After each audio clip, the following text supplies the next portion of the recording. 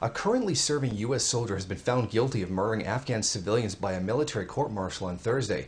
Army Staff Sergeant Calvin Gibbs has been sentenced to life in prison, eligible for parole in 10 years. He was found guilty of murdering them as well as illegally removing pieces of their corpses to keep as souvenirs, in the same manner as GIs did with human ears during the Vietnam War.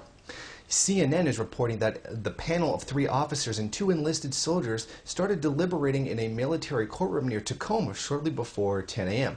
or 1 p.m. Eastern Time, and returned his verdict around 3 p.m. or 6 p.m. Eastern Time.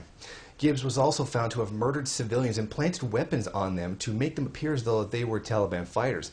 Witnesses say Gibbs intentionally murdered unarmed civilians who posed no threat and placed the weapons among their remains to legitimize their kills under a pretext of self-defense.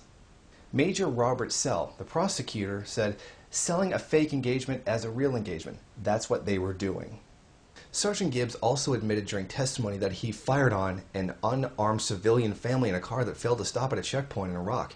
He testified that he told this story to subordinates under him as proof the troops would not face consequences for killing civilians. Gibbs is reported to be part of a larger group of soldiers that are being accused of being a rogue kill squad that went around murdering civilians. At least 7 other soldiers in the group are charged with lesser offenses, including abusing drugs, keeping off the books weapons, and intimidating a fellow soldier not to speak out against the platoon's alleged killings.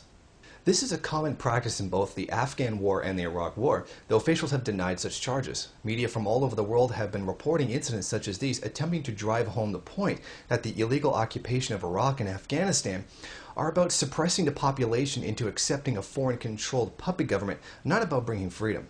Gibbs was also involved in a case where U.S. troops were suspected of killing an Iraqi family in 2004. Initially, the case was closed, but now has been reopened with the conviction of Gibbs.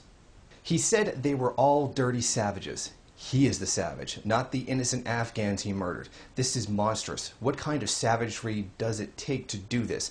To cut a finger off a victim and show it to people. This is a savage being.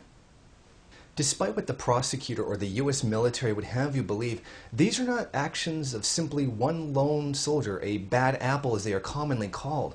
It is in fact a common occurrence in imperialist wars. These wars of aggressions, not wars of freedom, have this savagery running through them.